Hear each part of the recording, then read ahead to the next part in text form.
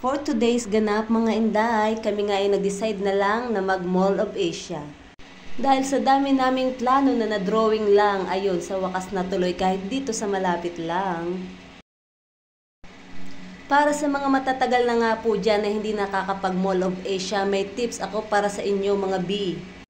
Kung ang sadya nyo po sa MOA ay ang seaside, dahil gusto nyo mag-relax, makakita ng dagat, sorry to disappoint you, medyo paubos na po ang dagat ng MOA. Baka wala na kayong abutan. Etos lang, may natira pa namang konti, huwag kayong mag-alala, may maaabutan pa naman kayo.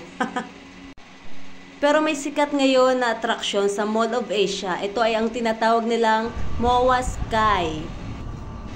Marahil tinawag po siyang MOA Sky dahil matatagpuan po siya sa pinaka-rooftop po ng Mall of Asia. So pag nasa taas po tayo, ganitong tanawin naman po ang ating makikita at huwag kayong mag-alala dahil yan po ay free entrance lang. Ayan. Grabe.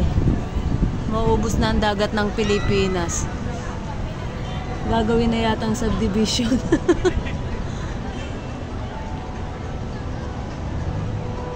Parang hindi na rin nakakatuwa, no?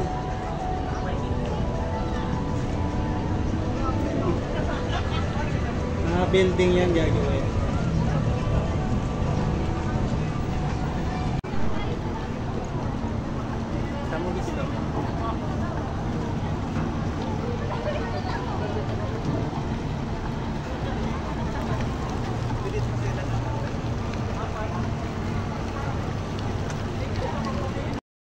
At dito nga sa part ng video na ito, medyo nag-moment kami guys because this is the moment. Kung maganda dito sa umaga guys, siguradong mas maganda dito sa gabi. Kaya yung iba po, hinihintay talaga nila yung pagsapit ng dilim dahil sa mga magagandang pailaw ng Mall of Asia. At syempre, inaabangan nila dito yung exciting part, yung paglubog ng araw. Tchadan!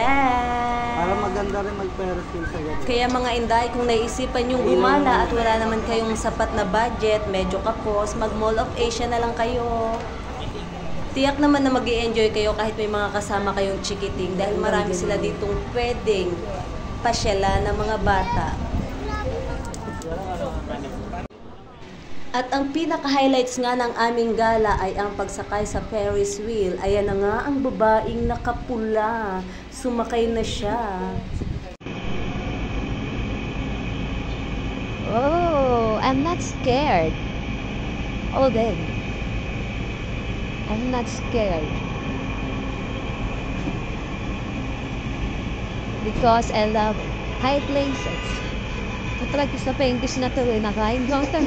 Naka-encounter lang ng foreigner eh. Are you scared? No. Sure? Yeah.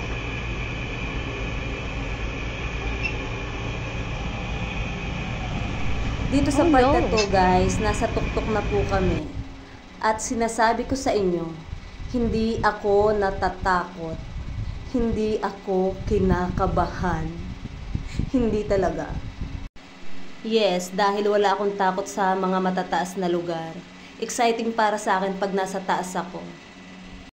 Kasi feeling ko pag nasa taas ako napaka-powerful ko. Charot! Pero di ko lang talaga sure yung isang mamang to kung talagang hindi siya natatakot. Ewan, minsan feeling ko napipilitan na lang siyang sakyan yung mga trip ko. Wala siyang magawa eh. At dahil dyan, nagpapasalamat ako kasi may isang taong laging handang samahan ako sa mga bagay na gusto kong gawin sa buhay ko. Napaka-supportive niya po.